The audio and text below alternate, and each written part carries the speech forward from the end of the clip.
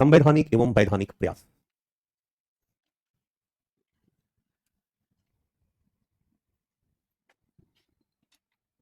संवैधानिक एवं वैधानिक प्रयास। नीचे एरो दो, कैपिटल ए भूमिका लिख दो, अपने से भी लिख सकते हो। नहीं, स्वतंत्रता के बाद भारत के जनजातीय समुदाय को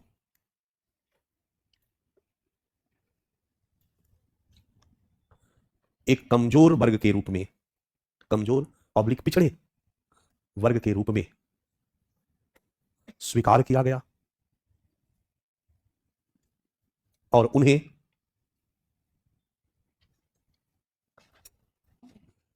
एसटी के रूप में अनुसूचित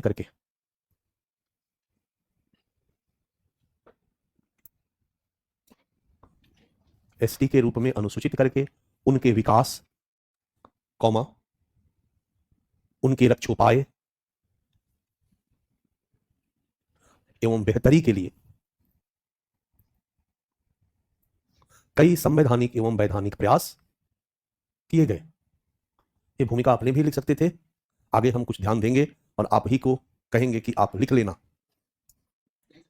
संवैधानिक एवं वैधानिक प्रयास किए गए। कैपिटल बी संवैधानिक प्रमुख संवैधानिक एवं वैधानिक प्रयास। कैपिटल बी प्रमुख संवैधानिक एवं वैधानिक प्रयास क्या है? सबसे पहले तो जनरल वाला उनके लिए है। आर्टिकल 14, 15, 16, 19 हमारे मौलिक अधिकार में बिना किसी भेदभाव के, हमारे मौलिक अधिकार में बिना किसी भेदभाव के सबको अधिकार प्रदान किया गया, तो जनजातियों को भी अधिकार प्रदान किया गया। तो हम फंडामेंटल राइट्स के कुछ अनुच्छेदों की चर्चा कर सकते हैं। आर्टिकल 46 46 कहता है कि राज्य अनुसूचित जातियों, जनजातियों और अन्य कमजोर वर्गों के शैक्षिक एवं आर्थिक विकास हेतु विशेष प्रयास। तो आर्टिकल 46 भी संविधान का वो प्रावधान है जो जनजातियों के लिए कुछ स्पेशल प्रयास करने का राज्य को निर्देश देता है। और आर्टिकल 244 1 और आर्टिकल 244 2 क्या है? भारत में जनजातियों के रक्षोपाय और बेहतरी के लिए, विकास के लिए अनुसूचित क्षेत्र और जनजातीय क्षेत्र के प्रशासन का प्रावधान। 5th शेड्यूल और 6th शेड्यूल, यह भी हमारे संविधान में जनजातियों के रक्षोपाय से जुड़ा हुआ प्रोविजन है। आर्टिकल 330, 332, 335 क्या है? 330 लोकसभा में, 332 विधानसभा में और 335 सरकारी नौकरियों में आरक्षण का प्रावधान जनजातियों के लिए संवैधानिक प्रावधान है या नहीं है?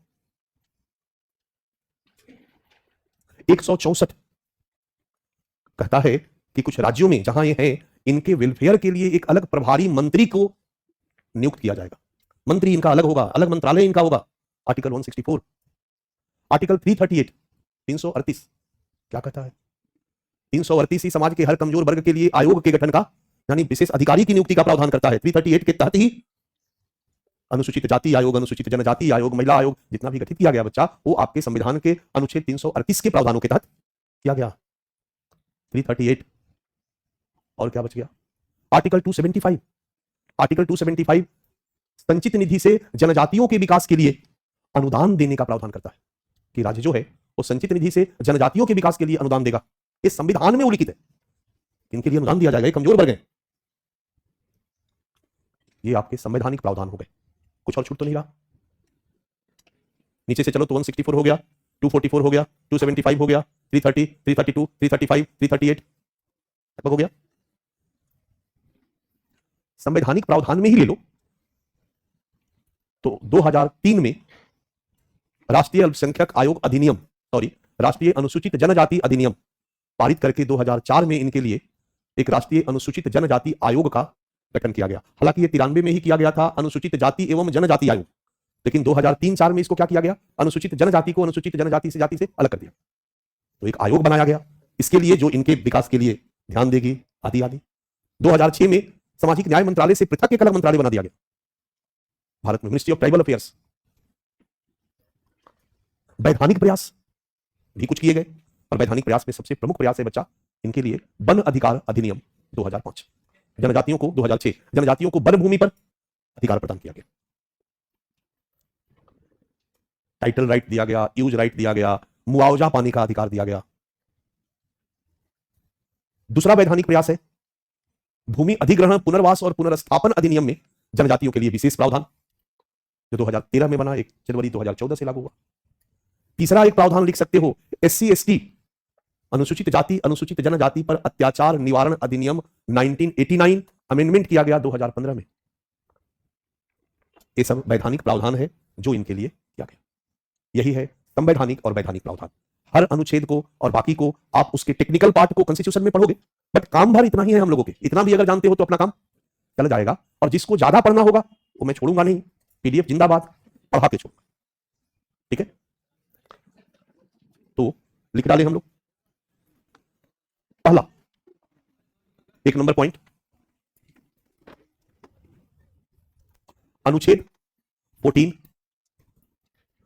15, 16, 19 आदि द्वारा कुछ निश्चित अधिकारों का संरक्षण, स्वतंत्रता का अधिकार, समानता का अधिकार।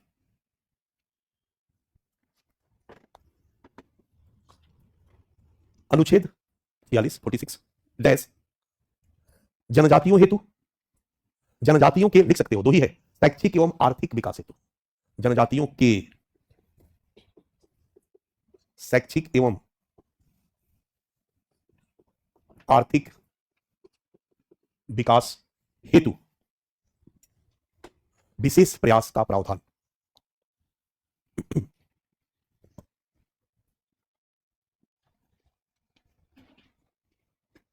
तीसरा अनुच्छेद 164 जनजातियों के लिए प्रभारी मंत्री का प्रावधान। जनजातियों के लिए प्रभारी मंत्री का प्रावधान लिख लिया आपने। 4th पॉइंट, अनुच्छेद 338 जनजातियों के लिए विशेष अधिकारी की नियुक्ति का प्रावधान। अगला अनुच्छेद 244 डैश अनुसूचित क्षेत्र ब्रैकेट में 5वीं अनुसूची ब्रैकेट बंद एवं जनजातीय क्षेत्र ब्रैकेट में 6ठी अनुसूची ब्रैकेट बंद के प्रशासन से संबंधित प्रावधान, के प्रशासन से संबंधित प्रावधान चलेगा। 6ठा अनुच्छेद 330, 332, 335 डैश क्रमशः लोकसभा कौमा विधानसभा एवं सरकारी नौकरियों में आरक्षण का प्रावधान।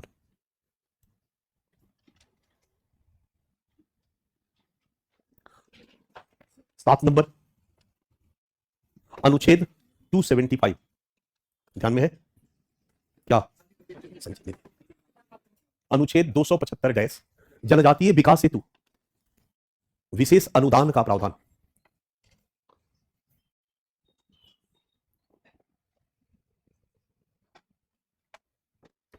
आठ नंबर राष्ट्रीय अनुसूचित जनजाति आयोग की स्थापना। इसको आप 4 कर दो, ज्यादा ठीक रहेगा। आयोग की स्थापना 1993 और 2004। राष्ट्रीय अनुसूचित जनजाति एवं जाति अधिनियम 1992 पारित किया गया और राष्ट्रीय अनुसूचित जाति एवं जनजाति आयोग 93 में गठित किया गया। क्लियर है? 92 में कानून बना, 93 में गठन हुआ। उसी तरीके से राष्ट्रीय अनुसूचित जनजाति संशोधन अधिनियम 2003 पारित किया गया और 2004 में आयोग तो ध्यान रहे। और 9 नंबर वन अधिकार अधिनियम 2006 लिख लिया आपने। 10 नंबर अंडमान निकोबार द्वीप समूह, अंडमान निकोबार द्वीप समूह ब्रैकेट में मूल आदिवासियों का संरक्षण,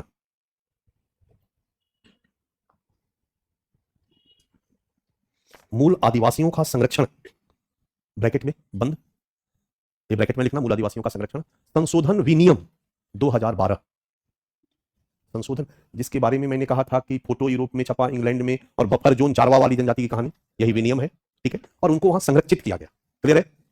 और 11 भूमि अधिग्रहण पुनर्वास एवं पुनर्स्थापन अधिनियम 2013, भूमि अधिग्रहण पुनर्वास एवं पुनर्स्थापन अधिनियम 2013। और 12 नंबर SC ST अत्याचार निरोधक अधिनियम, अधिनियम 1989-2015, क्या किया है पापी आदमी, 15 में संशोधन 2018, हालांकि बहुत हंगामेदार घटना थी इस कानून का। 2018 में अखिल भारतीय स्तर पर एससी का आंदोलन हुआ था, पूरा सड़क जाम हो गया था, करोड़ों की संपत्ति को आग लगा दिया गया था और कई लोग मारे गए थे। अभी SC ST पर जो सुप्रीम कोर्ट का मामला आया तो लगा कि वैसा ही आंदोलन होगा, लेकिन नहीं हुआ।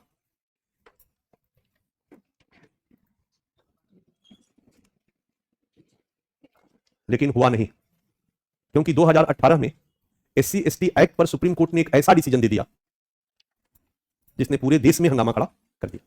फिर बाद में उसको मॉडिफाई किया गया, बदला गया संसद से, तो एक जगह मैं चर्चा कर दूंगा। यही है आपका संवैधानिक एवं वैधानिक प्रयास। क्लियर है। आपको अलग से कुछ जानना चाहिए तो ये सबसे इंपॉर्टेंट है, स्टार टॉपिक है जिस पर अलग से जानना चाहिए। ऐसे इस पर भी मैंने क्लास लिया है, क्योंकि 2020-21 तक इस पर सुप्रीम कोर्ट का लगातार डिसीजन आता रहा और ये काफी चर्चा का विषय रहा। बट अब थोड़ा सा ये ठंडा हो गया है, पर थोड़ा सा आधे घंटे में तुम्हारी जिंदगी नहीं बदल जाएगी, तो अगर मैं देखूंगा कि कुछ ना कुछ इसको थोड़ा समझा दूं ताकि आपका काम हो जाए। बट यहां से प्रश्न पूछे जाने की संभावना है। इसके पहले अगर हम जाएं तो ये भी एक इंपॉर्टेंट टॉपिक है, वन अधिकार अधिनियम, जिससे सेपरेट क्वेश्चन बनेगा, क्योंकि आज भी इसको प्रॉपरली लागू नहीं किया जा रहा है। जनजातियों को इस कानून द्वारा वन भूमि पर पूरा अधिकार दिया गया, लेकिन वो अधिकार का कोई मतलब नहीं है व्यवहार में, और बहुत कुछ इसमें गड़बड़ है जिसकी चर्चा हम लोग करेंगे। इसके बाद राष्ट्रीय अनुसूचित जनजाति आयोग पे पूछ ही रहा है क्वेश्चन, तो ये हम लोगों को जानना ही चाहिए। और तो सब अनुच्छेद वाला ही है, चलेगा। हेडिंग डालो कैपिटल C। अगर संवैधानिक और वैधानिक क्या प्रयास किया गया समीक्षा कीजिए, तो इतने प्रयास हैं कि बहुत डिटेल लिखने की संभावना आप में नहीं है। आपको कलाकारी दिखानी होगी, कुछ अनुच्छेदों को एक ही साथ कॉमा सेमीकोलन देके समेट देना होगा, और बड़े संक्षेपण की क्षमता का प्रयोग करते हुए आपको कम शब्दों में, और कुछ ऐसी चीजें होगी जिस पर आपको थोड़ा ज्यादा लिख देना होगा जो ज्यादा इंपॉर्टेंट है, और सबको समेटना होगा। और तब बारी आती है इन प्रयासों की समीक्षा की। सब पर 2-2 लाइन 4-4 लाइन मैं समझा चुका हूं। समीक्षा वही होगी जो सभी संवैधानिक वैधानिक प्रयासों की होती है। आजादी के बाद से लेकर अभी तक इन प्रयासों से निश्चित तौर पर सफलता मिली है, उनकी स्थिति में सुधार हुआ है, फिर भी अपेक्षित लक्ष्य से दूर है। इसलिए दूर है क्योंकि नीतियों का निर्माण शुरू में उनकी आवश्यकताओं को ध्यान में रखकर नहीं किया गया, गैर जनजातियों द्वारा उनका विकास कार्यक्रम संचालित किया गया, उनको प्रॉपर तरीके से एग्जीक्यूट नहीं किया गया, राजनीतिकरण किया गया, कोऑर्डिनेशन का अभाव रहा। 244 में जो प्रोविजन किया गया उसमें भी 6th शेड्यूल और 5th शेड्यूल में जो प्रोविजन रहा उसमें भी कुछ कमियां विद्यमान रही। वन अधिकार अधिनियम को तो पूरी तरह से ठीक से लागू भी नहीं किया जा, तो कंटेंट बहुत है। वो जागरूक भी नहीं रहे, अवेयर भी नहीं रहे, निरक्षर रहे, उनको अपने कानून के बारे में बहुत अवेयरनेस नहीं रहा। तो जो अक्सर हर जगह लिखते गए हैं वो लिखेंगे, और कुछ स्पेसिफिक कानून की भी चर्चा कर सकते हैं समीक्षा। तो 5 मिनट लगेगा, लिख देते हैं हम लोग। उपलब्धियां उपरोक्त प्रयासों से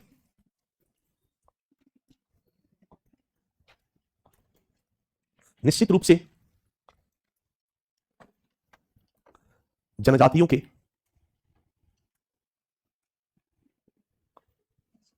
विकास एवं रक्षोपाय की दिशा में, जो मैं बोल रहा हूं वो लिखो, विकास एवं रक्षोपाय की दिशा में काफी सफलता मिली है। उपरोक्त प्रयासों से निश्चित रूप से जनजातियों के विकास एवं रक्षोपाय की दिशा में काफी सफलता मिली है, और इनकी राजनीतिक, आर्थिक एवं शैक्षिक सशक्तिकरण संभव हुआ है।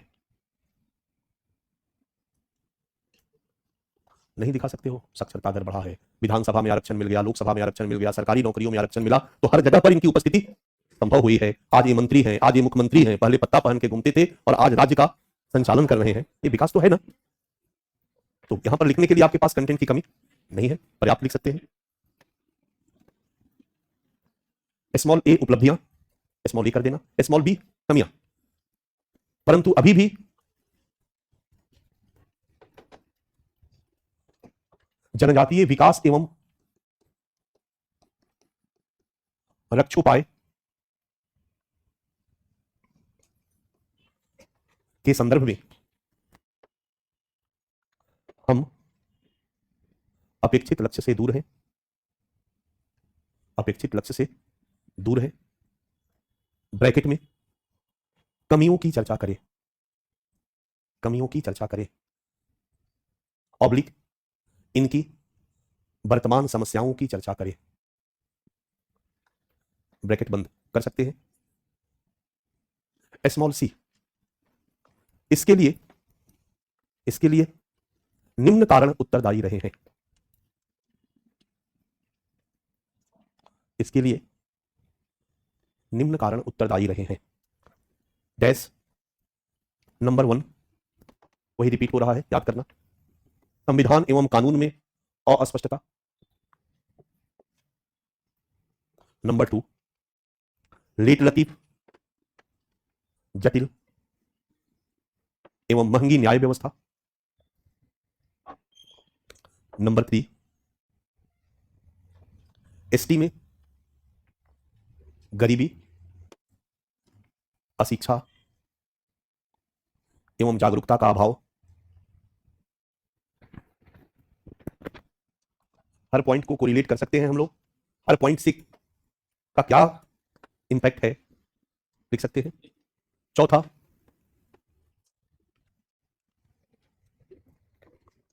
कानून प्रवर्तन एजेंसियों में दृढ़ इच्छा शक्ति का अभाव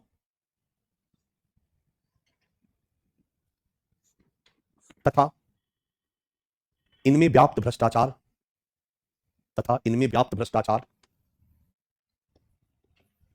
पांचवा जनजातियों में स्वयं को, यह भी एक कमी रही है, जनजातियों में स्वयं को अलग थलग एवं संरक्षित रखने की प्रवृत्ति।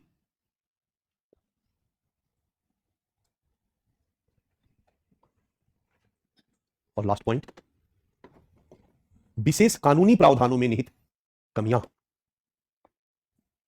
विशेष कानूनी प्रावधानों में निहित, कुछ स्पेसिफिक होना पड़ेगा और ये आगे हम लोग पढ़ेंगे तो हम लोगों को समझ में, यहां लिखने की जरूरत नहीं है। और जो हम लोगों ने जस्ट इसके पहले का पॉइंट लिखा है ये भी इंपॉर्टेंट है, क्योंकि एक लंबे समय तक जनजातियां अपने को अलग थलग ही रखना चाहती थी और विकास का लाभ हो लेना नहीं चाहती थी। ये भी उनके अपेक्षित लक्ष्य से दूर रहने का एक प्रमुख कारण। ब्रैकेट में यहां दे दो, जैसे 5वीं अनुसूची, कॉमा, वन अधिकार अधिनियम आदि। हमने 3 डायमेंशन खींच दिया, मेन 2 है। एक डायमेंशन है समीक्षा, तो समीक्षा मतलब उपलब्धियां और कमियां। एक डायमेंशन कई बार पूछ देता है कारण, चुनौतियां, बाधाएं, तो ये हमारा जो कारण है वो भी हो गया। और एक लास्ट डायमेंशन दीजिए सुझाव, स्मॉल डी,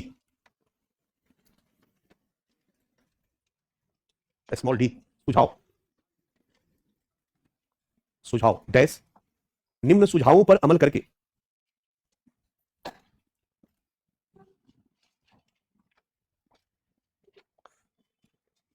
उपरोक्त संवैधानिक एवं वैधानिक प्रयासों को प्रासंगिक बनाया जा सकता है। जैसे डैश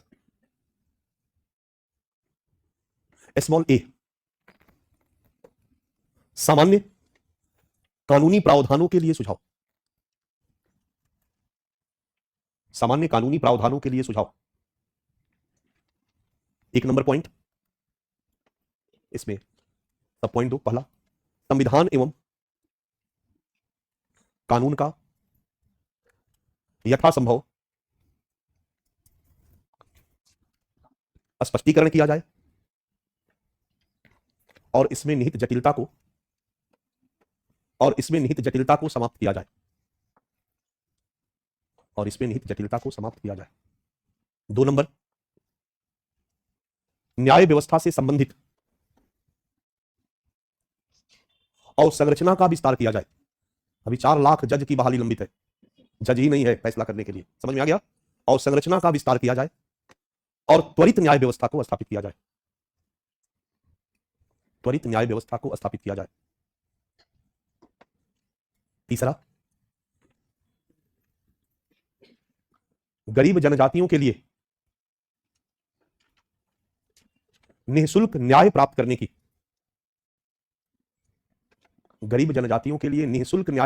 की समुचित व्यवस्था की जाए। समुचित जरूर लिखना, व्यवस्था है, समुचित नहीं है ना। मतलब मरियल वकील लड़ेगा तो ऐसे ही मर जाओगे, इनके लिए हॉस्पिटल फैसिलिटी है, सरकारी वाला जाएंगे मर जाओगे, तो समुचित तो हर जगह गुंजाइश है ना। अगला पॉइंट, जनजातियों में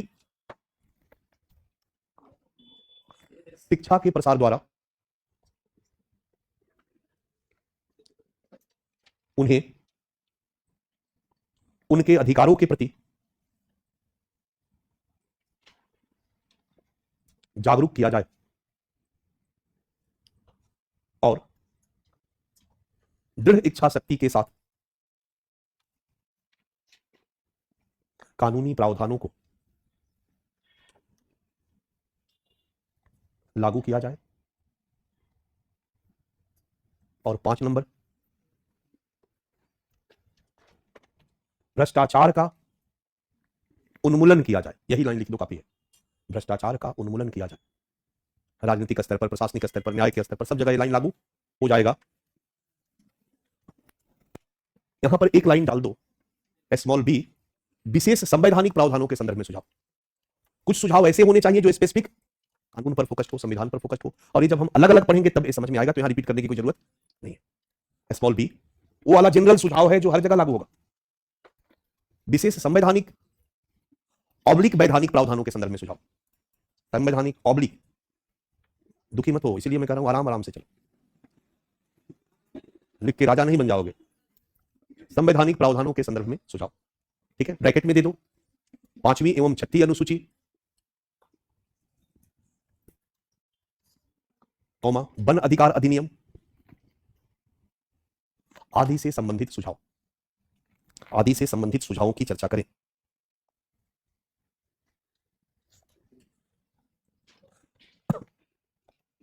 आपके सिलेबस में है अति संवेदनशील वर्ग के रक्षोपाय और बेहतरी के लिए किए गए संवैधानिक प्रयास, वैधानिक प्रयास, निकाय, आयोग, संस्था आदि के रूप में प्रयास।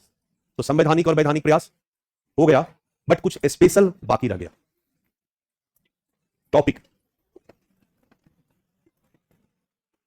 टॉपिक का नाम लिखो और 15 मिनट का ब्रेक हम देते हैं। 20 मिनट मत लो, 15 मिनट।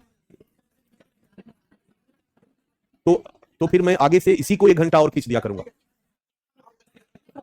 ठीक है, क्योंकि लंबा ब्रेक मत लो, 15 मिनट। ये क्लास कंटिन्यू रहेगा ऑनलाइन में। ऑनलाइन के बच्चे 15 मिनट का ब्रेक है, कुछ खा लो, चाय पी लो, फिर हम लोग क्लास को शुरू करते हैं। ये सारे के सारे क्लास यहां भी यूजफुल हैं और आपके पॉलिटी में भी यूजफुल है, ध्यान रखिएगा।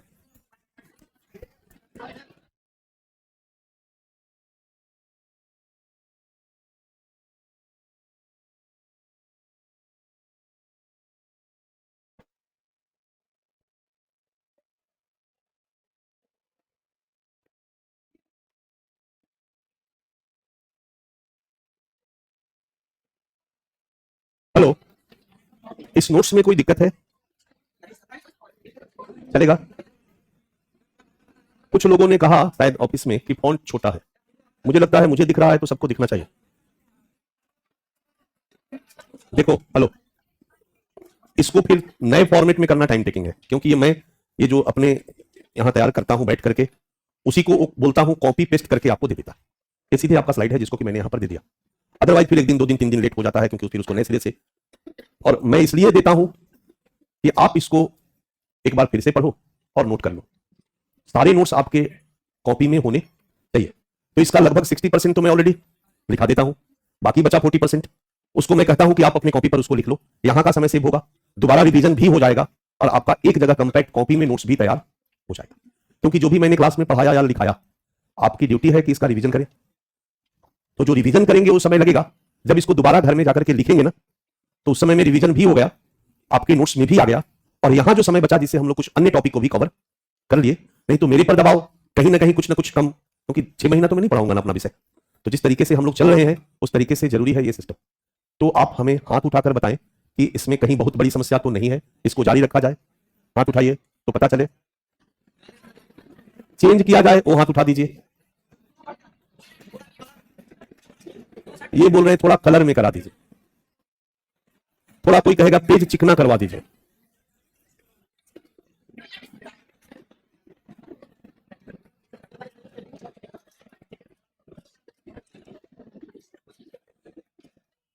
कोई दिक्कत नहीं है, इसको जारी रखूं।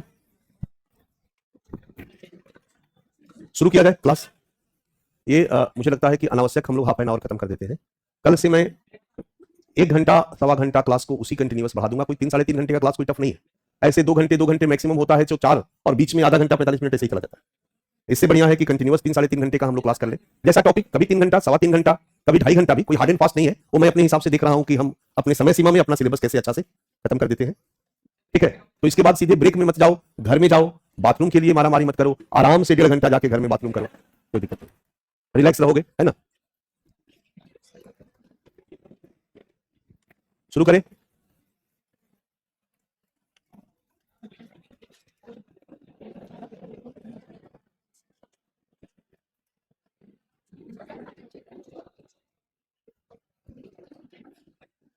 जब भारत में अंग्रेज आए व्यापार करने के लिए, शुरू में मनसा उनका था व्यापार करना।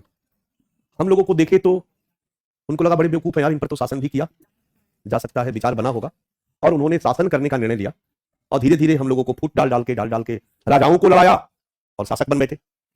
भारतीय राष्ट्रीय कांग्रेस की स्थापना के साथ धीरे धीरे आधुनिकता के मूल्यों का संचार जब हुआ, तो भारत के कुछ लोगों ने भी आजादी की बात करनी शुरू कर दी। अन्य देशों में चल रहा था उस समय, तो उन्होंने कुछ अन्य आधार पर फूट डालने का काम शुरू कर दिया। मुस्लिम लीग की स्थापना के साथ हिंदुओं और मुस्लिमों के बीच फूट डाल दिया, ताकि अपने शासनकाल को अधिक से अधिक बढ़ाया जा सके। जातीय आधार पर आरक्षण का प्रस्ताव लाकर, कम्युनल अवार्ड लाकर भी उन्होंने फूट डालने का प्रयास किया। और जब उन्होंने हमें आजादी दी, तो वो आजादी भी बड़े खतरनाक तरीके से दी। उन्होंने आजादी के प्रस्ताव में कहा कि भारत के हर राज्य आजाद हो सकते, मिलकर एक राज्य बना सकते। सबको लगा कि यार हम भी क्यों ना आजाद हो जाए। कश्मीर के हरि सिंह ने अपनी आजादी की घोषणा कर दी, हैदराबाद के निजाम ने अपनी आजादी की घोषणा कर दी, नॉर्थ ईस्ट कई हमारे देश के नेताओं को लगा कि अब तो भारत को एक सूत्र में बांधना बड़ा कठिन होगा, इतनी डाइवर्सिटी है, इतने रजवाड़े हैं, ये तो कई देशों में बट जाएगा। और हिंदू मुस्लिम का जो विभाजन उन्होंने किया था, उसकी परिणति ऑलरेडी भारत पाकिस्तान के विभाजन के रूप में हो चुकी थी। हिंदू मुस्लिम दंगा में 2 लाख लोग मारे गए थे। तो हमारे नेताओं के लिए चिंता का विषय था। सरदार वल्लभ भाई पटेल जी को एक काम सौंपा गया कि छोटे छोटे सारे रजवाड़ों से बात करें कि वो भारत में शामिल होकर रहेंगे। अब पटेल जी के लिए समस्या थी, अब किसी जनजाति के पास जाते उसका भाषा ही उनको समझ में नहीं आता, बिल्कुल अलग संस्कृति, अलग भाषा, हर धर्म के लोगों का एक अपना अप्रोच। तो एक ऐसी परिस्थिति थी बच्चा, जिसके कारण हमने विविधता में एकता के आदर्श को अपने संविधान में शामिल किया, जिसके कारण हम लोगों ने धर्मनिरपेक्षता को पश्चिमी संदर्भ से बिल्कुल भिन्न, बिल्कुल भारत के संदर्भ में अपनाया, अलग संदर्भ में अपनाया।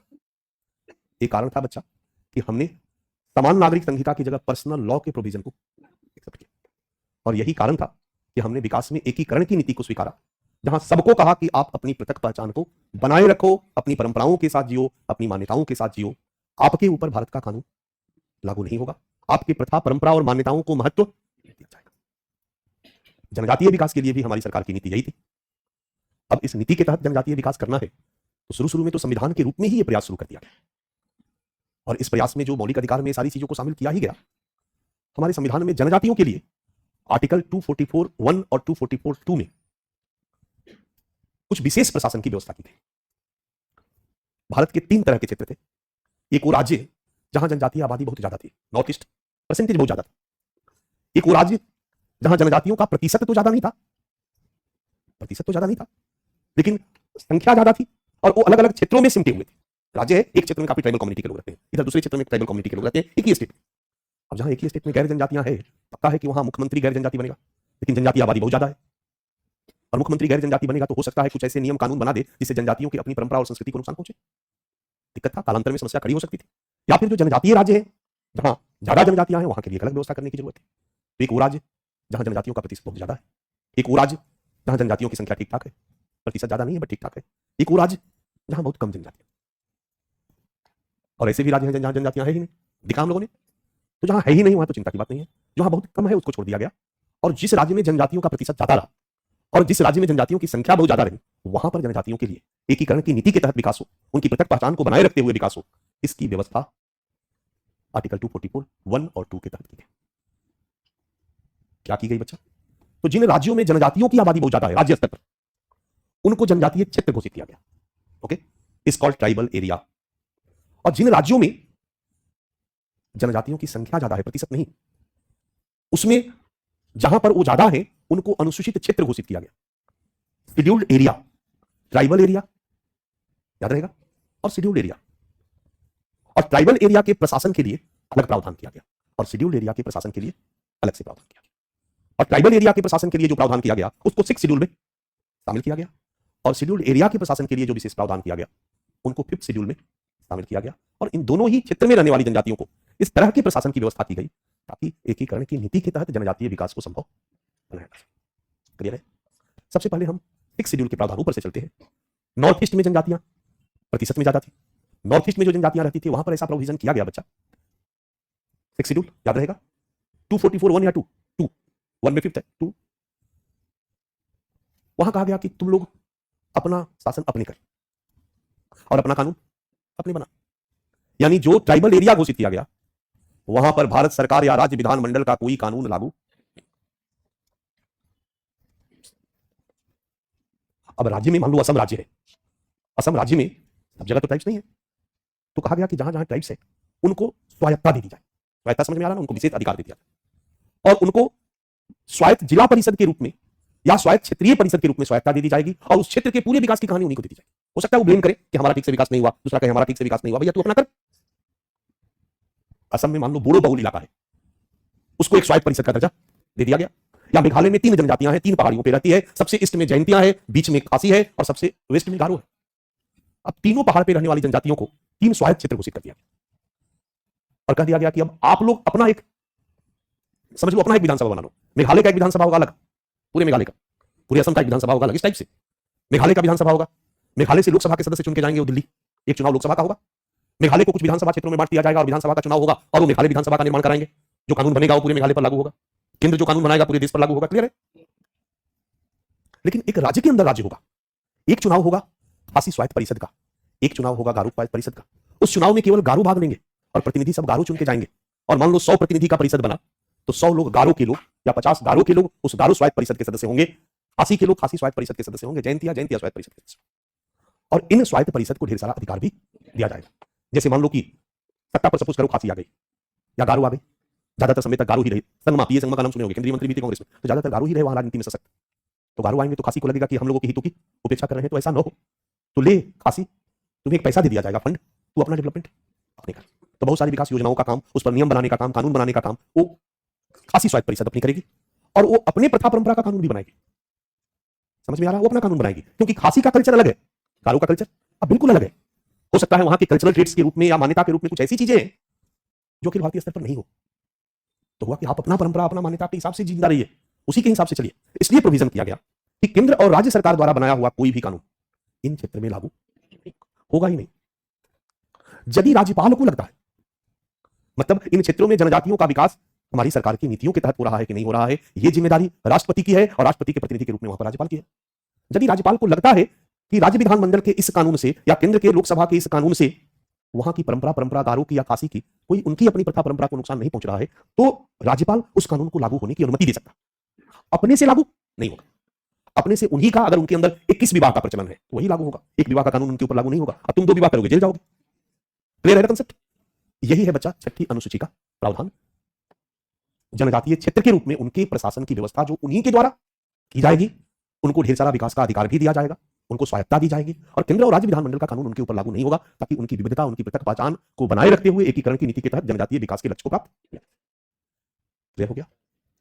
अब बारी आती है बिहार, झारखंड, मध्य प्रदेश, उड़ीसा। समझ में आ रहा? ये वो राज्य है जहां जनजातीय आबादी ठीक ठाक है। यहां पर भी इनका विकास विविधता में एकता के आदर्श के अनुरूप होना चाहिए, इनकी पहचान बनाए रखते हुए होना चाहिए, एकीकरण की नीति के तहत होना चाहिए। लेकिन हो सकता है मध्य प्रदेश में सत्ता में कोई और आए जो गैर जनजाति हो, किसी और जनजाति की हो, तो क्या किया जाए भाई? अब यहां पर स्वायत्त परिषद का गठन का व्यवस्था नहीं किया गया। ध्यान से सुनो, यहां स्वायत्त परिषद का कोई गठन नहीं किया जाएगा क्योंकि ये जनजातियां हैं। बट इनका विकास एकीकरण की नीति के तहत हो रहा है कि नहीं हो रहा है, सही तरीके से हो रहा है कि नहीं हो रहा, यह जिम्मेदारी दे दी गई राज्यपाल को। और जनजातीय संदर्भ में, जनजातियों के संदर्भ में राज्यपाल को विधायी अधिकार प्रदान किया गया। मतलब राज्यपाल अधिसूचना के द्वारा या विनियम के रूप में कानून का निर्माण कर सकता है इनके लिए, पहला। दूसरा, यहां पर राज्य विधानमंडल और संसद का बनाया हुआ कानून लागू हो जाएगा। छठी वाली में लागू नहीं होगा, राज्यपाल चाहेगा तो लागू होगा। यहां स्वतः लागू होगा, लेकिन राज्यपाल यदि चाहता है, उसको लगता है कि यह राज्य विधानमंडल का कानून या केंद्र का कानून उनकी प्रथा, परंपरा और मान्यताओं को चरण कर रहा है, उनके विकास की नेशनल पॉलिसी के अगेंस्ट है, तो राज्यपाल चाहे तो उस कानून को लागू होने से रोक सकता है। दोनों का संदर्भ पता चल गया? छठी वाली में केंद्र और राज्य विधानमंडल का कानून लागू ही नहीं होगा। राज्यपाल यदि लगता है कि यह कानून लागू होने से कोई फर्क नहीं पड़ेगा, तो राज्यपाल लागू होने दे सकता है। और फिफ्थ शेड्यूल में जिनको शामिल किया गया, यानी शेड्यूल एरिया वाले क्षेत्र के प्रशासन में व्यवस्था की गई कि केंद्र और राज्य विधानमंडल का कानून वहां पर स्वतः लागू हो जाएगा। बट यदि राज्यपाल को लगता है, क्योंकि यहां पूरी जिम्मेदारी किसकी है? राज्यपाल की। राज्यपाल देख रहा है, हर चीज की समीक्षा कर रहा है राज्यपाल। यदि राज्यपाल को लगता है कि यह कानून वहां लागू नहीं होना चाहिए, तो राज्यपाल लागू अपने से लागू होगा। राज्यपाल चाहेगा तो उसको लागू होने से रोक सकता है। राज्यपाल को विधायी अधिकार दिया गया कि उनके लिए कानून बना सकता है, और राज्यपाल उनका विकास सही ढंग से हो रहा है कि नहीं हो रहा नियमों के तहत, निगरानी करने की जिम्मेदारी राज्यपाल की। और इसमें प्रोविजन किया गया कि राज्यपाल समय समय पर इसके लिए राष्ट्रपति को रिपोर्ट देगा। राज्यपाल समय समय पर राष्ट्रपति को रिपोर्ट देगा इस राज्य में जिनको फिफ्थ शेड्यूल में शामिल किया गया है, उनके यहां जनजातियों का विकास प्रॉपर तरीके से हो रहा है कि नहीं हो रहा है, उनकी प्रथा परंपरा को बनाए रखते हुए हो रहा है कि नहीं हो रहा है। अब मैं राज्यपाल बन के चला गया तो मैं जनजाति तो हूं नहीं, मुझे समझ में कैसे आएगा कि उनका क्या प्रथा परंपरा है, क्या मान्यता है, और जो कानून है वो उनके अनुरूप है कि नहीं। तो इसके लिए एक प्रोविजन इसमें किया गया, जनजातीय सलाहकार परिषद के गठन का। राज्यपाल को अधिकार दिया गया कि अनुसूचित क्षेत्र के जनजातियों के प्रशासन के लिए, उनके विकास के लिए राज्यपाल जनजातीय सलाहकार परिषद का गठन करेगा। स्वाभाविक सी बात है कि उस परिषद में जनजातियों के लोग मेंबर होंगे। हर जनजाति, अगर 5 जनजातियां वहां है तो 5 के सदस्य होंगे, समुचित मात्रा में होंगे। जनजातीय सलाहकार परिषद का गठन करेगा और राज्यपाल को यह जनजातीय सलाहकार परिषद सलाह देगी। अब वही सलाह देगी ना कि अभी एक केंद्र से कानून बन के आया है, ये जनजातियों की मान्यताओं के विपरीत है कि रूप है, इससे उनको नुकसान हो रहा है कि नहीं हो रहा है। और इस जनजातीय सलाहकार परिषद की सलाह से राज्यपाल इनके विकास के लिए, कानून को लागू किया जाए नहीं किया जाए, इसके लिए काम करेगा। इन्हीं के सलाह से वो राष्ट्रपति को रिपोर्ट देगा। ये व्यवस्था की गई। कंसेप्ट क्लियर है या नहीं है? 5 पॉइंट है, हम लोग लिख लें, तब फिर मैं इसकी समीक्षा करूंगा एट प्रेजेंट क्या हो रहा है। कैपिटल ए लिखो, नहीं सॉरी, अभी बहुत है याद। ठीक है, पीडीएफ नोट्स लो, लिख दिए। वही चीज लिखवाएंगे और वही चीज देंगे, कोई फर्क नहीं पड़ेगा। इसको अपने से लिख लो, याद भी हो जाएगा, और दिमाग में जो बैठा है उसको बैठाओ। स्वतंत्रता प्राप्ति के समय भारतीय जनजातियां एक कमजोर समुदाय के रूप में विद्यमान थी, जिनके सशक्तिकरण हेतु कई संवैधानिक वैधानिक प्रयास किए गए। इनमें 5वीं और 6ठी अनुसूची के प्रावधान प्रमुख हैं। 5वीं अनुसूची भारतीय संविधान के अनुच्छेद 244(1) में अनुसूचित जनजाति बहुल क्षेत्रों के विकास एवं इसके प्रशासन हेतु इस क्षेत्र को अनुसूचित क्षेत्र घोषित करके उनके लिए विशेष प्रयास का प्रावधान किया गया। जैसे राज्यपाल को विशेष विधायी अधिकार अधिसूचना द्वारा या विनियम द्वारा जनजातियों की रक्षा और विकास हेतु कानून का निर्माण करने का अधिकार।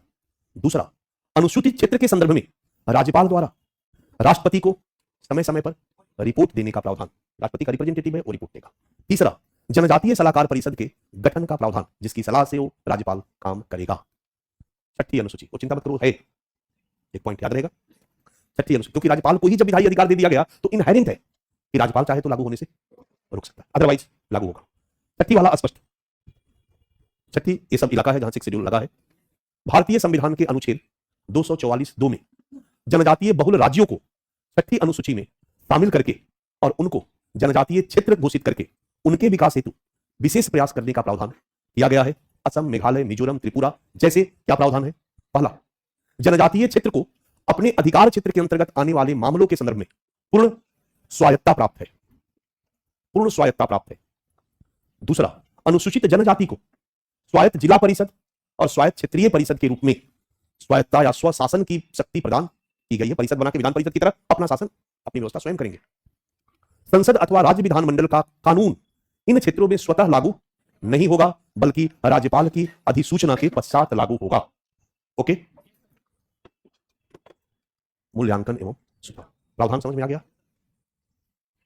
बच्चा, जहां 6 शेड्यूल का प्रोविजन किया गया नॉर्थ ईस्ट में, ये वाला सफल रहा। सफल इस सेंस में रहा कि इनके स्वशासन का अधिकार इन्हीं को दे दिया गया, कानून बनाने का अधिकार इन्हीं को दे दिया गया, विकास का अधिकार इन्हीं को दे दिया गया। इसलिए यहां के लोगों में असंतोष उतना ज्यादा उभर कर सामने नहीं आया और यहां विकास की गति भी तीव्र रही। इसलिए दोनों में से सक्सेसफुल माना जाता है 6 शेड्यूल के प्रोविजन को।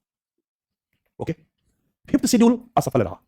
इसलिए आज झारखंड में, छत्तीसगढ़ में एक आंदोलन, एक प्रमुख मांग है, ये कह रहे हैं यहां के लोग कि हमारे यहां भी 6 शेड्यूल के प्रावधानों को लागू किया जाए। एक बहुत बड़ा मुद्दा है। इन क्षेत्रों में जो 5वीं अनुसूची के तहत प्रशासन की व्यवस्था की गई थी वो सफल नहीं रही। बहुत कारणों से सफल नहीं रही। पहला, भारत में राज्यपाल फीता ही काटता है, क्योंकि उसको पता है कि जब हमको कोई अधिकार मिला ही नहीं है तो बड़ा बंगला में रहा जाए, इंजॉय किया जाए, कहीं चीफ गेस्ट बन के जाया जाए, अपने नातेदारों रिश्तेदारों को बुलाकर पार्टी की जाए, क्योंकि सारा अधिकार तो कैबिनेट के पास, मुख्यमंत्री के पास। इस कारण से राज्यपाल भी कोई विशेष इंटरेस्ट इन क्षेत्रों के विकास में नहीं लिया। पहला पॉइंट। दूसरा पॉइंट कि राज्यपाल को सरकार ने बहुत कुछ करने भी नहीं दिया। समय समय पर कैबिनेट, मुख्यमंत्री, मंत्रालय, यहां तक कि विभागों ने भी राज्यपाल को सहयोग नहीं दिया।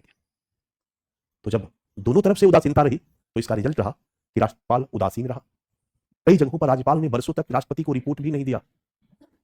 कई जगहों पर जनजातीय सलाहकार परिषद का गठन किया गया, लेकिन कभी राज्यपाल उनको सलाह लेने के लिए नहीं बुलाया। गठन करके परिषद के सदस्य हैं, अपना जो फायदा है वो ले रहे हैं और सब लोग एंजॉय कर रहे हैं।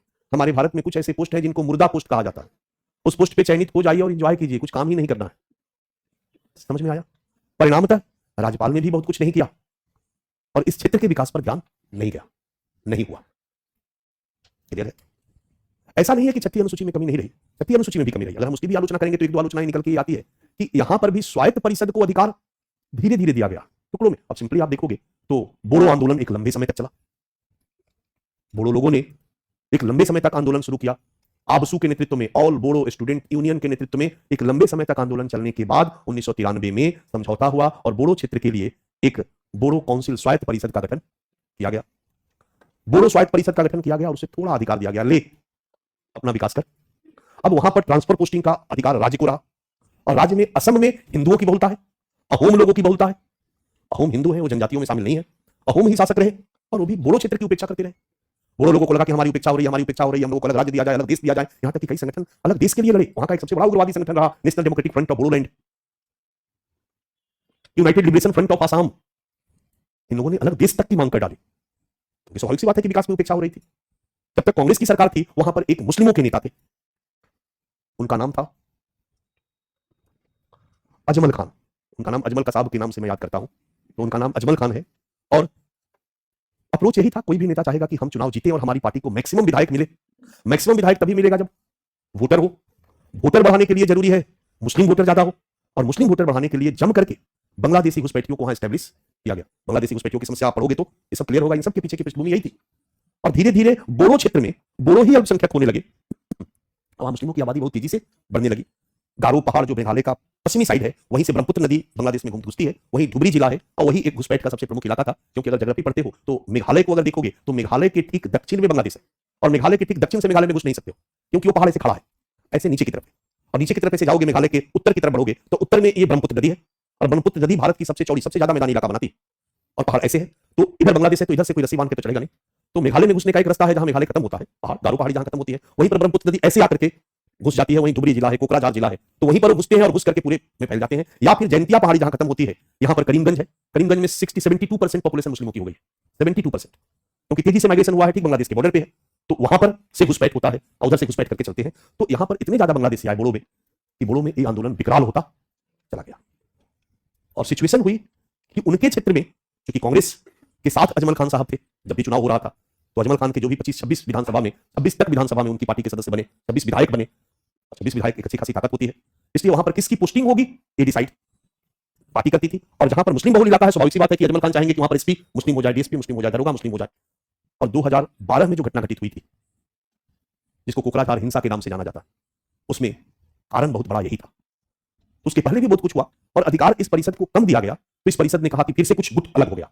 आबसू साथ में रहा, आबसू के साथ समझौता हुआ, लेकिन एक गुट उसमें से 5-10 लोगों का गुट होता है ना कि नहीं ये समझौता सही नहीं है, ये गलत है, और अपना एक संगठन बना, बोडो लिबरेशन टाइगर फोर्स। और बोडो लिबरेशन टाइगर फोर्स ने अलग से आंदोलन शुरू कर दिया कि हम इसको नहीं मानते हैं और अधिकार मिलना चाहिए।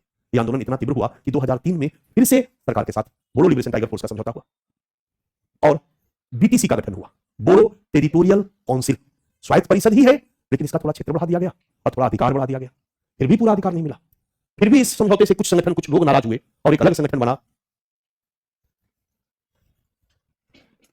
National Democratic Front of Bodoland, NDFB. और इसने एक लंबे समय तक इसका विरोध किया और इस विरोध के परिणाम स्वरूप फाइनली जाकर के जनवरी 2020 में एनडीएफबी के साथ और बाकी सारे संगठनों को मिलाकर के एक बड़ा समझौता हुआ, जिसको बोडो एकॉर्ड के नाम से जानते हैं, बोडो समझौता के नाम से जानते हैं। और उस स्वायत्त परिषद को और ज्यादा ढेर सारा अधिकार, जब तुम लोग अपना विकास पूरा सारा पावर, राज्य विधानमंडल को पावर थोड़ा बहुत रहेगा, लेकिन मैक्सिमम पावर उनको दिया गया, उनकी एरिया को बढ़ाया गया। वो कह रहे थे कि इधर भी हमारे बोडो भाई हैं, लेकिन उस परिषद में शामिल नहीं किया गया, उनको भी शामिल किया जाए, और इस तरीके से शक्तियां दी गई। अब यहां पर एक कहानी बनाने से एक चीज क्लियर हुआ कि स्वायत्त परिषद का गठन 6 शेड्यूल का प्रोविजन है, किया गया, लेकिन इनको एक ही बार में अधिकार दिया गया होता तो इनका विकास भी प्रॉपर हो गया होता और इनमें असंतोष भी उभर कर सामने नहीं आता। लेकिन इनको सरकार के द्वारा जो अधिकार टुकड़ों में दिया गया, ये इनकी कमी रही। बाकी कोई बहुत बड़ी आलोचना इनकी नहीं होती है और काफी हद तक कंपैरेटिवली सक्सेसफुल रहा। 5th शेड्यूल बहुत सारा गड़बड़ियों का शिकार रहा। यही है आपका 5th शेड्यूल और 6th शेड्यूल का प्रोविजन और इनकी उपलब्धियां और कमियां, आलोचना और निष्कर्ष। कहानी समझ में आ गया? अब हम लोग जो इसी को व्यवस्थित करके लिखे हैं उसको देख लेते हैं। उपलब्धियां मुख्यतः 6वीं अनुसूची के संदर्भ में लिखेंगे, काफी हद तक सफल रहा। कमियां मुख्यतः 5वीं अनुसूची के संदर्भ में लिखेंगे और फिर कहेंगे फलतः अभी भी जनजातीय विकास इन क्षेत्रों में या दोनों क्षेत्रों में अपेक्षित लक्ष्य से दूर रहा है। अब यहीं पर हम उस कमियों और कारणों की चर्चा कर देते हैं। 5th शेड्यूल में राज्यपाल को प्रदत्त शक्तियां केवल नाम मात्र की है, बिल्कुल क्लियर है, और कई मामलों में वह मंत्री परिषद, संबंधित विभाग और राष्ट्रपति पर निर्भर है और डिपार्टमेंट उनको वैल्यू भी नहीं देता है। उनको क्या वैल्यू देगा? मंत्रालय को वैल्यू देगा। राज्यपाल द्वारा समय समय पर रिपोर्ट नहीं दिया जाता है, उदासीन हो जाएगा तो फिर रिपोर्ट क्या देगा? बाढ़ में जाए। रिपोर्ट नहीं दिया जाता रहा है या विभाग द्वारा मशीनी तरीकों से रिपोर्ट तैयार किया गया, यानी किसी ने इंटरेस्ट बहुत नहीं लिया। राज्यपाल द्वारा जनजातीय सलाहकार परिषद से सलाह नहीं दिया जाता रहा है और बिना जनजातीय आवश्यकताओं को समझे जनजातीय विकास का प्रयास चल रहा है, क्योंकि वो बताएगा ना कि भैया जनजातीय जरूरतों के हिसाब से विकास योजनाएं नहीं है, वही बताएगा ना जी, जब उसे सलाह ही नहीं दिया जा रहा। राज्यपाल को कोई इंटरेस्ट ही नहीं है, ऐसे ही राम भरोसे चलता रहा। समझे जनजातीय विकास का प्रयास किया जाता रहा है। जनजातीय विकास या एवं प्रशासन में क्षेत्रीय जनजातियों की समुचित सहभागिता और नियंत्रण का, क्योंकि जब सब उदासीन है तो वहां का ट्राइबल कम्युनिटी भी बहुत एक्टिवली पार्टिसिपेंट नहीं बनेगा, राम भरोसे चलता रहेगा। बाकी तो कारण बताने की भ्रष्टाचार आदि आदि तो सब रहेगा ही रहेगा, बट ये स्पेसिफिक कारण। 6th शेड्यूल के कुछ कारण, 6वीं अनुसूची में स्वायत्त जिला परिषद एवं स्वायत्त क्षेत्रीय परिषदों को प्रदत्त अधिकार समुचित रूप से नहीं दिया गया और टुकड़ों में दिया गया। मैंने एक उदाहरण दिया, हर जगह लागू हो रहा, क्योंकि वहां सब स्वायत्त परिषद का गठन किया गया है। मणिपुर में सारे स्वायत्त परिषद, कुकियों का स्वायत्त परिषद, नागालैंड के अलग अलग कम्युनिटी के लिए स्वायत्त परिषद गठित किए गए। 6वीं अनुसूची के प्रावधानों को अनुसूचित क्षेत्रों पर लागू नहीं करना, लंबे समय से मांग हो रही है इन राज्यों में, मध्य प्रदेश, बिहार, उड़ीसा में, कि हमारे यहां भी 6th शेड्यूल के प्रोविजन को लागू किया जाए। यह भी लागू नहीं किया गया, जिसके चलते इनके क्षेत्रों में विकास प्रॉपर नहीं हुआ। 6वीं अनुसूची के प्रावधानों को अनुसूचित क्षेत्रों पर लागू नहीं करना और इसे कुछ विशिष्ट क्षेत्रों तक सीमित कर देना भी एक प्रमुख कारण रहा है जनजातीय विकास का अपेक्षित लक्ष्य से दूर रहने का। इन सब के कारण, हालांकि एक और कमी की बात की जाती है कि ये 2 प्रोविजन किए गए उन राज्यों में जहां जनजातीय प्रतिशत ज्यादा है, ट्राइबल एरिया, या उन राज्यों में जहां जनजातीय आबादी ज्यादा है और किसी क्षेत्र विशेष में शेड्यूल एरिया। 2 और राज्य हैं, एक वो जहां ट्राइबल है ही नहीं और एक वो जहां कम है। तो जहां कम है उनका क्या होगा? उनके लिए भी कुछ होना चाहिए था। कुछ लोग कहते हैं कि उनके लिए भी कोई ना कोई प्रोविजन किया जाना चाहिए, जो कि अभी तक प्रॉपर नहीं हुआ। जैसे पूरे राज्य का विकास होता है वैसे उनका भी विकास होता है, और उनके लिए जैसे इन जनरल योजनाएं बनाई थी। अरे भाई, हर जनजाति का कल्चर अलग है, तौर तरीका अलग है, उनकी परिस्थितियां सबकी अलग है। कोरकू और बैगा जनजाति की परिस्थिति अलग है छत्तीसगढ़ की, और राजस्थान की मीरा की परिस्थिति बिल्कुल अलग है। तो एक ही स्केल से दोनों के विकास के लिए प्रयास मेजरमेंट नहीं किया जा सकता, ये कमी रही है। अतः निष्कर्ष है कि यद्यपि दोनों प्रावधान जनजातीय सशक्तिकरण और विकास हेतु महत्वपूर्ण रहे हैं, लेकिन इनमें 6वीं अनुसूची का प्रावधान अधिक उपयुक्त एवं सफल रहा है, जिसने विकास की प्रक्रिया में जनजातीय सहभागिता को सुनिश्चित करके विकास में संतुलन को उत्पन्न किया। कुछ तो लाभ बताओगे ना, ऐसे ही सब कबाड़ा है तो फिर फायदा क्या? इसको और अधिक सफल बनाने हेतु सुझाव, 5वीं अनुसूची के अंतर्गत अनुसूचित क्षेत्र के विकास हेतु जनजातीय सहभागिता को सुनिश्चित किया जाए। 6वीं अनुसूची के प्रावधानों को सुझाव देने में कुछ नहीं लग रहा, दे दो।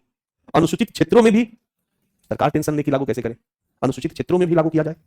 राज्यपाल को जनजातीय विकास के लिए स्वतंत्र अधिकार प्रदान किया जाए, क्योंकि हर जगह की व्यवस्था है नहीं, कुछ ही जगहों पर राज्यपाल है तो उनको स्वतंत्र अधिकार, फिर उनको मंत्री परिषद में शामिल करने और उन पर डिपेंडेंट होने की जरूरत नहीं होनी, तो फिर राज्यपाल उदासीन हो जाएगा और राष्ट्रपति का रिप्रेजेंटेटिव वही है, तो फिर फायदा क्या राज्यपाल को रिप्रेजेंटेटिव बनाने का? तो राज्यपाल को जनजातीय विकास के संदर्भ में स्वतंत्र अधिकार प्रदान किया जाए और मंत्री परिषद और विभाग पर इनकी निर्भरता को कम किया जाए। अनुसूचित क्षेत्र हेतु राज्यपाल द्वारा राष्ट्रपति को रिपोर्ट देने और जनजातीय सलाहकार परिषद से सलाह लेने संबंधी प्रावधानों को व्यवहार में लागू कराया जाए। राज्यपाल को कंपलसरी किया जा सकता है कि भाई आपको साल में 2 बार रिपोर्ट देना है तो देना है, जनजातीय सलाहकार परिषद की बैठक साल में इतनी बार होनी चाहिए, आदि आदि कुछ और प्रोविजन किए जा सकते हैं। स्वायत्त जिला परिषद, 6 शेड्यूल में चले जाओ, स्वायत्त जिला परिषद और स्वायत्त क्षेत्रीय परिषद के अधिकारों को समुचित रूप से प्रदान किया जाए। इसको छोड़ दो, इसको आगे नहीं करना है, अगला टॉपिक बनाओ। राष्ट्रीय अनुसूचित जनजाति आयोग, राष्ट्रीय अनुसूचित जनजाति आयोग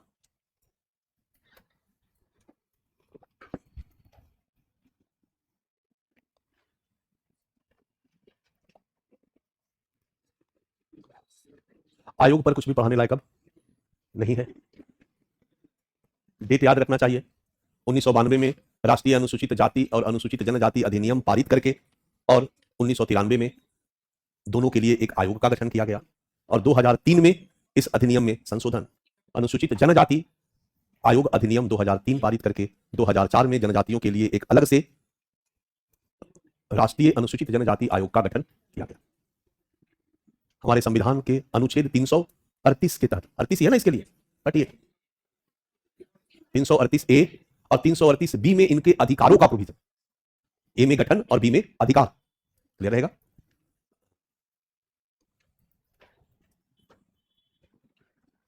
ये वही करती है जो सारे आयोग करते हैं, जनजातीय विकास की समीक्षा करना, निगरानी करना, उनकी शिकायतों को सुनना, संबंधित अधिकारियों के समक्ष रख करके उनकी शिकायतों का समाधान करना, उनके विकास के संदर्भ में रिसर्च करना, अनुसंधान करना, रिपोर्ट प्रस्तुत करना, जो भी प्रयास है उनका मूल्यांकन करके उन पर उपाय सुझाना, यही है ना आयोग का काम इनके लिए। तो इसमें कहीं कुछ विशेष लिखने की जरूरत नहीं है। समीक्षा, तो सबकी समीक्षा, निश्चित तौर पर आयोग के गठन से इनके विकासों की समीक्षा की संभावना बढ़ी। आयोग ने सुझाव भी दिया, सरकार ने सुझाव को लागू भी किया। वन अधिकार अधिनियम 2006 का गठन आयोग के सुझाव पे ही हुआ, या भूमि अधिग्रहण में जनजातियों के लिए विशेष प्रावधान आयोग के सुझाव पे ही हुआ। तो आयोग का सुझाव मायने रखता है ना जी, इससे इनका हुआ। बट अभी भी आयोग उतना बेहतरीन काम, क्योंकि अनुसूचित जनजाति आयोग है और मंत्री जी उन पर ध्यान ही नहीं देते, क्योंकि इस तरह का आयोग की भी सरकार अवहेलना करती, बहुत ज्यादा उन पर ध्यान नहीं दिया जाता। कोर्ट पर ध्यान नहीं दे रही है, तो देख ही रहे हो, पीछे हम लोगों ने कहानी बताई ना, अभी एक हमने बताया ना, सुप्रीम कोर्ट ने बार बार कहा राज्यों को अल्पसंख्यक के डिफिनीशन के संदर्भ में, डांट लगाई, नाराजगी जाहिर की, बट सरकार सरकार है भाई, सुप्रीम कोर्ट तो गाड़ी लेके नहीं दौड़ाएगा ना, खाली हथौड़ा पीटेगा, बोलेगा। इस पर एक प्रेम हमने कर दिया है। अनुसूचित जनजाति की सुरक्षा, कल्याण, विकास तथा उन्नति के उद्देश्य से अनुच्छेद 338 में संशोधन द्वारा 19 फरवरी 2004 को national commission for scheduled tribe का गठन किया गया। इसके प्रमुख कार्य अनुसूचित जनजाति के लिए किए गए रक्षोपाय की जांच पड़ताल एवं निगरानी करना, अनुसूचित जनजाति हेतु किए गए रक्षोपाय का मूल्यांकन करना, अनुसूचित जनजाति से जुड़ी शिकायतों की जांच करना, इस संबंध में उपाय देना और साथ ही साथ अन्य निर्धारित कृत्यों का निर्वहन करना। एनसीएसटी नियमावली 2005 में इनके लिए कुछ कार्य निर्धारित किए गए। ध्यान से सुनिएगा, एक पॉइंट हमने केवल दे दिया कि एनसीएसटी नियमावली 2005 के द्वारा कुछ अन्य कार्यों का भी संपादन। निश्चित रूप से इस आयोग के गठन से जनजातीय विकास सुनिश्चित हुआ है, विशेष रूप से वन अधिकार अधिनियम, भूमि अधिग्रहण, पुनर्वास और पुनर्स्थापन अधिनियम 2013 आदि के संदर्भ। अनुसूचित जाति और जनजाति अत्याचार निवारण अधिनियम 1989 जो 2015 में अमेंडमेंट किया गया, उसके संदर्भ में इन्होंने सुझाव जो दिया था उसको फॉलो किया गया आदि, एवं जनजातियों के रक्षोपाय के लिए विशेष प्रयास आदि। बावजूद इसके जनजातीय विकास अपेक्षित लक्ष्य से दूर है और इस हेतु आयोग से जुड़ी कुछ खामियां भी जिम्मेदार है। बहुत सारी खामियां हैं, आयोग से जुड़ी खामियां भी जिम्मेदार है। जैसे आयोग द्वारा अनुसूचित जनजाति के लिए प्रदत्त संवैधानिक सुरक्षा एवं कल्याण उपायों का राज्यवार मूल्यांकन नहीं किया जाना। किसी भी पद पर बहुत ज्यादा वैल्यू नहीं होता तो भी स्थिर रहता है। आयोग का काम है कि हर जनजातियों के विकास का स्टेट वाइज इवैल्यूएशन करे, बट कई वर्षों से लंबित पड़ा हुआ है और ट्राइबल कमीशन ने इसका इवैल्यूएशन नहीं किया। ये सब इनके अगेंस्ट में रिपोर्ट है। आयोग द्वारा भेजी गई रिपोर्ट का विशेष महत्व नहीं दिया जाना, तो आयोग काहे के लिए मूल्यांकन करेगा भैया? जब बेचारा रिपोर्ट भेज रहा है और सरकार उसको वैल्यू दे ही नहीं रही है तो आयोग भी उदासीन हो जाएगा। आयोग द्वारा भेजी गई रिपोर्ट को विशेष महत्व नहीं दिया जाना और इसको सामान्य रिपोर्ट की तरह निपटाया जाना, क्योंकि सरकार ने, हमने कह दिया कि आयोग ने सुझाव दिया था वन अधिकार अधिनियम के संदर्भ में, लेकिन वन अधिकार अधिनियम पर आयोग के सुझाव से कुछ नहीं हुआ। सरकार समझ गई कि अब अधिकार दे देना चाहिए तो दे दी। तो ये निर्णय एक पॉलिटिकल डिसीजन था जो बहुत सारी चीजों को ध्यान में रख करके किया गया। भूमि अधिग्रहण अधिनियम में जनजातियों को सुरक्षा दी जानी चाहिए, आयोग ने सुझाव दिया। कानून बना 1 जनवरी 2014 से लागू हो गया, लेकिन हर राज्य इस कानून के अगेंस्ट में काम कर रहा है आयोग के सुझाव देने के बावजूद। जब ये दोनों अधिनियम हम लोग पढ़ेंगे, वन अधिकार अधिनियम और भूमि अधिग्रहण वाला, तो क्लियर होगा। तो वो भी कोई बहुत बड़ा मतलब नहीं रहा। केंद्र सरकार, केंद्रीय मंत्रालय और विभिन्न विभागों द्वारा आयोग को जो समर्थन दिया जाना चाहिए था वो नहीं दिया गया। अनुसूचित जनजाति के कल्याण हेतु कार्य कर रही विभिन्न एजेंसियों के मध्य समन्वय के अभाव के कारण आयोग के समक्ष सदैव भ्रम की स्थिति बनी रही और फाइनली उसने भी कह दिया प्रणाम। नया नया IAS IPS बनते हो, मन में एक जोश होता है, ये सुधारेंगे वो सुधारेंगे, व्यवहारिक दुनिया में घुसते हो, साल 2 साल में सारा जोश ठंडा हो जाता है और फिर फोकस्ड हो जाते हो कि अब देश का विकास नहीं करना है, अपना विकास किया जाए, क्योंकि सिस्टम में देश का विकास करना बड़ा कठिन है, तो बेहतर है कि अपने विकास पर ध्यान दिया जाए। देखो मैं आज ये बात बोला, बट प्रैक्टिकली ये चीजें देखा जाता, क्योंकि एक ऐसा सिस्टम है जिसमें मेरा एक बच्चा है, स्टूडेंट है, वो मुंबई में कस्टम में असिस्टेंट कमिश्नर के रूप में ज्वाइन किया था, फिर वो डिप्टी कमिश्नर हुआ। मैंने पूछा कि वो ईमानदार है, ठीक है, गलती से ईमानदार है। अब ईमानदार की भी कैटेगरी अलग अलग है बच्चा, आगे क्या होगा पता नहीं, लेकिन हमारे भारत की ब्यूरोक्रेसी में, हेलो अभी से ही तुम्हें कुछ टिप्स दे दूं, जो समझदार लोग हैं ना, वो नौकरी के प्रथम 20 साल तक एकदम ईमानदार बने रहते हैं, अपना सर्विस बुक जरा भी खराब होने नहीं देते हैं, अपने ऊपर कोई धब्बा नहीं, पूरा राज्य देश जानता है कि ये सब ऑनेस्ट अधिकारी है। ये इतना सर्विस बुक इनका शानदार रहता है कि डक डक डक डक एक ही बार में रक्षा सचिव बन जाते हैं, गृह सचिव बन जाते हैं, ट्रांसपोर्ट सेक्रेटरी बन जाते हैं, ऐसे ऐसे बड़े बड़े पदों पर अपने जीवन के नौकरी के लास्ट के 5 साल चले जाते हैं और वो 5 साल बेईमान थोड़ा सा बन जाते हैं, क्योंकि वहां साल 2 साल बन गए तो विदेशों में भी 200-400 500, अरे एक रक्षा सौदा में ईमानदारी वाला कमीशन मिल गया, हाँ या ना, तो आप उस जगह पर पहुंचोगे तभी तो। रिश्वत कई किस्म का है, एक रिश्वत है जिससे इतनी बद्दुआ लगेगी कि कोड़ फूट जाएगा, है या नहीं। अब पुलिस वाला बनते हो, हेलो, और बेचारे गरीब का चूसते हो, तो बद्दुआ ही देगा। एक मेरा स्टूडेंट बेचारे का यूपीएससी में नहीं हुआ, हेलो, वो बिहार में रजिस्ट्रार बन गया है, बीपीएससी क्वालिफाई किया, तो बोला कि सर इस नौकरी से मैं बहुत संतुष्ट हूं, शायद यूपीएससी पास होकर संतुष्ट नहीं होता। बोला क्यों? बोला मैं जाता हूं कोर्ट में बैठ जाता हूं और बगल में एक डायरी खोल के रख देता हूं, ठीक है, और डायरी पे ऐसे टिक लगाता जाता हूं, कुछ नहीं और करता हूं, लास्ट में टिक जोड़ लेता हूं, टोटल 50 टिक। हमने टिक क्या, तो जितने फाइल पर हस्ताक्षर करता हूं उतना टिक, तो अगर 50 टिक तो 50 गुने 3000 मान के चलिए, 1.5 लाख नीचे वाला बाबू लाकर 3000 4000 दे देता है, और वो पैसा दुआ के साथ आता है। कैसे आता है सुन लो, रजिस्ट्री ऑफिस में लोग प्रॉपर्टी खरीदते हैं, तो जो प्रॉपर्टी एक होता है खरीदता है वो बेचारा होता है, जो बेचता है वो, जो खरीदता है वो बॉस होता है, जो बेचता है वो बेचारा होता है। तो गांव में जो खेत खरीदता है एक खेत बेचता है, तो गांव में जब रजिस्ट्री होने जाती है तो 5-7 और लोग लटक जाते हैं साथ में। रजिस्ट्री जब हो जाती है या शहर में भी, तो जो खरीदता है जब साइन हो जाता है तो लोग उसे बधाई देते हैं, बधाई हो अब आप बन गए इस 2 करोड़ के फ्लैट के मालिक या जमीन के मालिक। तो जब 2 करोड़ का फ्लैट खरीदा तो पार्टी तो बनती है, तो पहला पार्टी वो फिक्स रहता है 8000 10,000 जो भी रहता है कि वो ऑफिस में दे देते हैं, सब मिठाई खाइए, उसमें 2000 बाबू, छोटा बाबू, बड़ा बाबू अपना सब बट जाता है और 3-4 हजार 5 हजार रजिस्ट्रार के पास चला जाता है, राइट। और बाहर निकलने के बाद जो साथ में लोग होते हैं उसको भरपेट रेस्टोरेंट में मिठाई खिलाना आदि आदि का काम होता है। अब वो रिश्वत और पुलिस वाला बन के गरीब से लिया गया रिश्वत, दोनों में अंतर है कि नहीं? उस रिश्वत में बद्दुआ नहीं, बड़ा दुआ है, आशीर्वाद है। उसी तरीके से मान लो पीडब्ल्यूडी में सुपरिटेंडिंग इंजीनियर बन जाते हो, सड़क के ठेका में 3% 4% कमीशन फिक्स है, उसमें कहीं कोई टेंशन लेने वाली बात नहीं है। और एक ब्लॉक में बन के किसी का वृद्धा पेंशन देते हो और उसमें कमीशन लेते हो, तो वो बुढ़ऊ बद्दुआ देके जाता है या नहीं जाता? तो अधिकारी भी कई किस्म के हैं, लास्ट के 2-3 साल में वो लंबा खेल खेलते हैं। खैर, उस बच्चे से मैंने पूछा, हम लोग मुद्दे पे टॉपिक पे आते हैं, उस बच्चे से मैंने पूछा कि तुम्हारा नियम क्या है, क्योंकि तुम तो भाई नियम में सिस्टम में हो, तुम्हारा नियम कैसे क्या करते हो वहां पर, सारी चीजें ऑनेस्टी से आने देते हो? बोला कि पॉसिबल नहीं है, क्योंकि जो भी जहाज से, शिप से जो कंटेनर आता है, नियम कहता है कि हर कंटेनर चेक हो और मेरा सिग्नेचर हो, जो भी वहां पर असिस्टेंट कमिश्नर बैठेगा उसका सिग्नेचर हो, और उसके सिग्नेचर के बाद ही कंटेनर को कंटेनर का मालिक निकल जाएगा। जैसे कंटेनर आया तो मैं उसका मालिक हूं, तो मैंने मंगवाया है माल, विदेशों से माल कंटेनर में भर के आ गया, तो मैं रिसीव करूंगा, मैं ही रिसीव करूंगा, वहां से रिसीव करके ट्रक पर लाद करके मैं अपने घर ले जाऊंगा जहां भी ले जाना होगा, जो भी कंपनी के रूप में मैं हूं, इंडिविजुअल किसी भी रूप में हूं। तो मुझको शिप से इंडिया में आने के बाद कंटेनर तभी मिलेगा जब उसको चेक करके वो साइन करे, ठीक है। हम बोले तुम सारे चेक करके साइन करते हो? नहीं, फाइल आता है और मैं साइन कर देता हूं, उसी साइन पर पैसा होता है, वो नहीं लेता है। लेकिन नहीं लेने के बाद भी ईमानदारी नहीं रह जाती है। क्यों भाई? क्योंकि वो सब चेक किए बिना साइन करता है।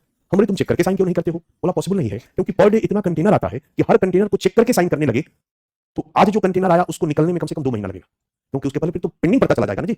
आज जो हम सीधे साइन कर दिया फटाफट फटाफट फटाफट फटाफट, तो हमने 100 कंटेनर को साइन करके बाहर निकाल दिया, क्योंकि वहां पर भाई तो जमा होता चला जाएगा ना, बाहर निकाल दिया। लेकिन अगर हम सबको चेक करेंगे तो मुश्किल से 20 कंटेनर ही बाहर निकाल पाएंगे और चेक कर पाएंगे, तो 80 रुपया, फिर अगले दिन 80 रुपया, फिर अगले दिन 80 रुपया, मजबूरी है, कोई उपाय नहीं। तो मैंने इंटरनल सिक्योरिटी के कंटेस्ट में पूछा कि फिर कैसे कंटेनर में कोई बम भेज दे, कोई AK-56 सप्लाई कर दे इंडिया में, तो कैसे चेक करोगे? वो बोला कोई उपाय नहीं, आराम से कोई चाहे तो AK-56 57 भेज सकता है और इंडिया में आ सकता है। हम बोले फिर पकड़ा कैसे जाता है? तो बोले कि रिपोर्ट, हर आदमी के कुछ दुश्मन भी होते हैं, तो वहां से कहीं ना कहीं से सूचना आ जाती है इस कंटेनर में या इसके माल में कुछ गड़बड़ चीज आ रही है, और तब जाके पार्टिकुलरली हम लोग उसको चेक करते हैं और चेक करके माल पकड़ते हैं। तो कई बार हमारा सिस्टम ऐसा है जहां चाह करके भी आप ईमानदार नहीं बन सकते, तो फाइनली उदासीन होके ही चलना। अब वहां पर उदासीन है, चलो भाई साइन कर देते हैं, हम पैसा नहीं लेंगे लेकिन हम सिस्टम के तहत तो नहीं चल रहे हैं। तो जहां पूरा सिस्टम ही गड़बड़ है वहां राज्यपाल भी उदासीन हो जाता है। क्लियर है? आयोग भी उदासीन हो जाता है, तो यहां पर आयोग भी बहुत एक्टिवली रोल नहीं निभाता है।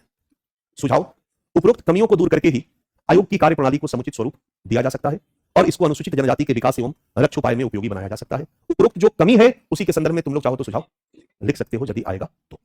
नेक्स्ट हमारा टॉपिक है, हेडिंग डाल दो, कल करेंगे, आज मन नहीं, ठीक है? ये और अगला कानून दो इंपॉर्टेंट है, दो आज भी इस पर खूब चर्चाएं चल रही है, तो थोड़ा सा इसको हम लोग अच्छा से कल कर लेंगे। वन एवं जनजातियां और वन अधिकार अधिनियम 2001, और कल हम लोग एक ही क्लास 3-3.5 घंटे का ले लेंगे, कंटिन्यू करते हैं। So thank you online, thank you offline.